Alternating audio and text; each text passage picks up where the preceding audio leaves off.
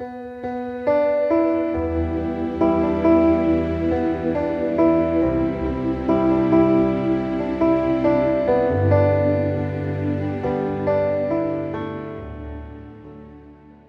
Dios los bendiga, Iglesia de Jesucristo. Una vez más, como todas las semanas, compartiendo con ustedes, y una bendición, un privilegio poder estar llegando a cada hermano, a cada hermana, a cada amigo que esté escuchando estos audios, ¿verdad? Así que Dios los bendiga mucho. Y quería compartir el pasaje de la palabra en San Juan, capítulo 14, versículo 15. Y dice así la palabra del Señor: si me amáis, guardad mis mandamientos, y yo rogaré al Padre, y os dará otro consolador, para que esté con vosotros para siempre, el Espíritu de verdad, el cual el mundo no puede recibir, porque no le ve ni le conoce. Pero vosotros sí le conocéis, porque mora con vosotros y estará con vosotros. No nos dejará huérfanos, vendrá a nosotros. Todavía un poco y el mundo no me verá más, pero vosotros me veréis, porque yo vivo, vosotros también viviréis. Qué hermosa palabra. Hermosa palabra porque sabe que el hombre generalmente, la mujer, el ser humano en sí, muchas veces nuestra palabra tendría que ser como un documento, decir algo y poderlo cumplir. Pero muchas veces fallamos, muchas veces cerramos, no cumplimos con lo que decimos. Pero cuando Jesucristo cuando Jesucristo promete algo, Él lo cumple. Él no falla, la palabra de Dios no falla. Él prometió, Él dijo: no te dejaré huérfano y vendré a vosotros. Yo me imagino que los discípulos en ese momento que caminaban con Jesús y veían esos milagros maravillosos que el Maestro hacía, de que sanaba a los enfermos, que los ciegos podían ver, la alegría de ver a los jóvenes, a los ancianos que nunca habían podido ver el horizonte. Y cuando esos ojos eran abiertos, qué hermosa bendición, qué alegría. Los discípulos veían día a día cuando caminaban con Él esos milagros de leprosos que eran limpios por su gracia, endemoniados que eran libres por el poder que tenía Jesús caminando aún allí en esa tierra, caminando sobre la tierra, caminando con ellos como ser humano.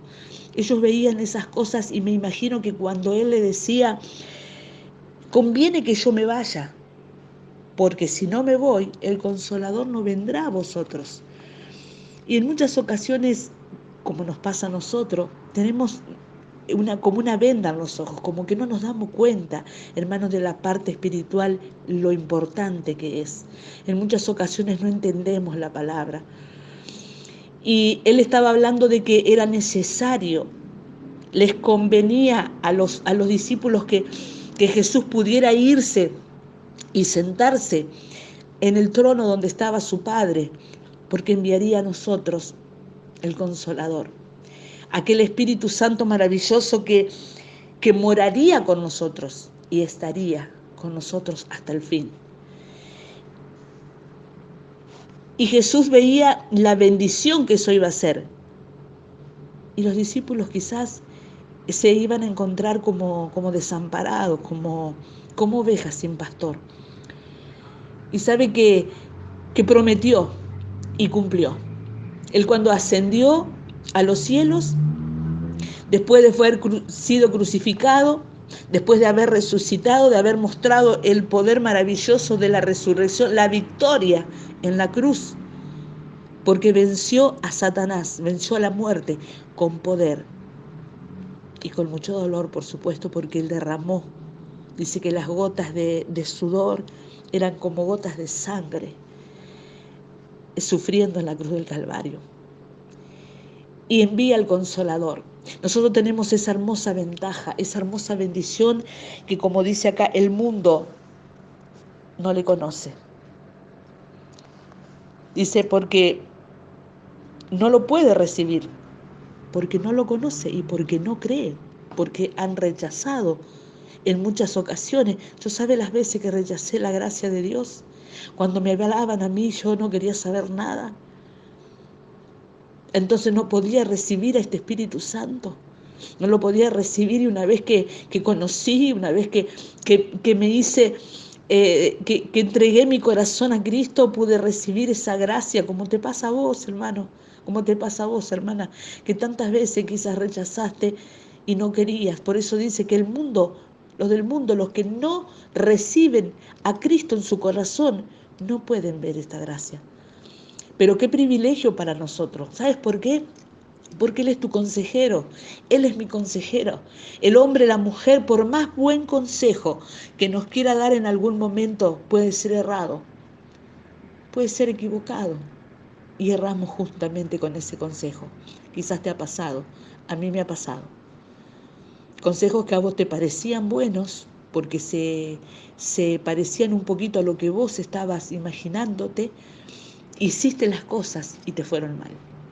Entonces, este consejero nos dejó su palabra para que nosotros podamos guiarnos por su palabra, porque la palabra de Dios no falla. La palabra de Dios es en sí y es verdad y es amén. Entonces, para que nosotros la podamos obedecer a la palabra. Ahora, si nosotros no la consultamos a la palabra, no leemos, no sabemos qué es lo que Dios quiere y qué es lo que Dios me demanda de mí, y vamos a errar. Es por eso que dice que en la carne tiene su fruto y el espíritu también.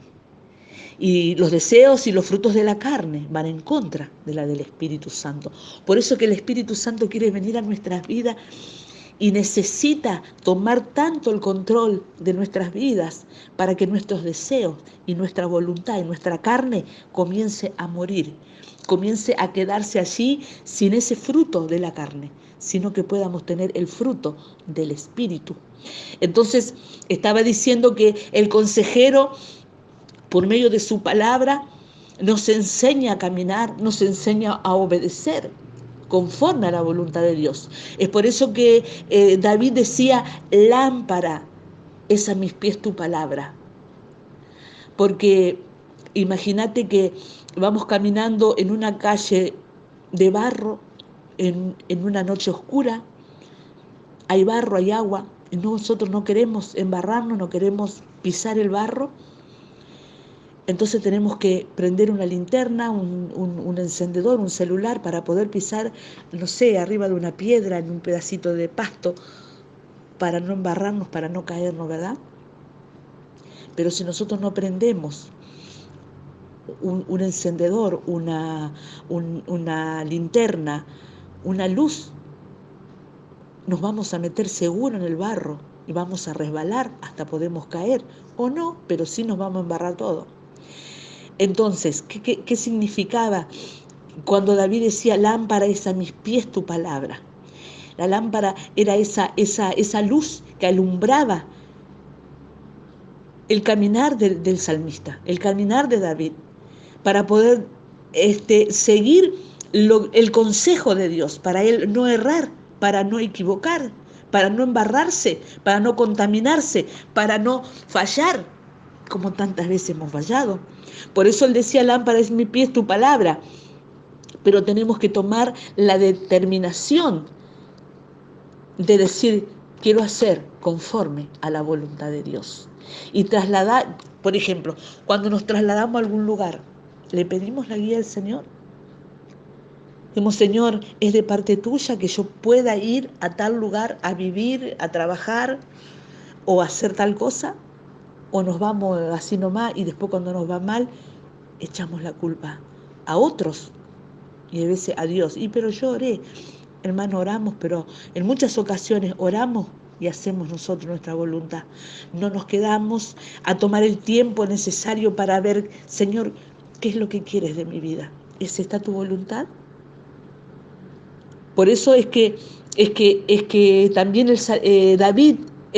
Moisés dijo en un momento dado, si tu presencia, Señor, no va conmigo, yo no voy, yo no me muevo.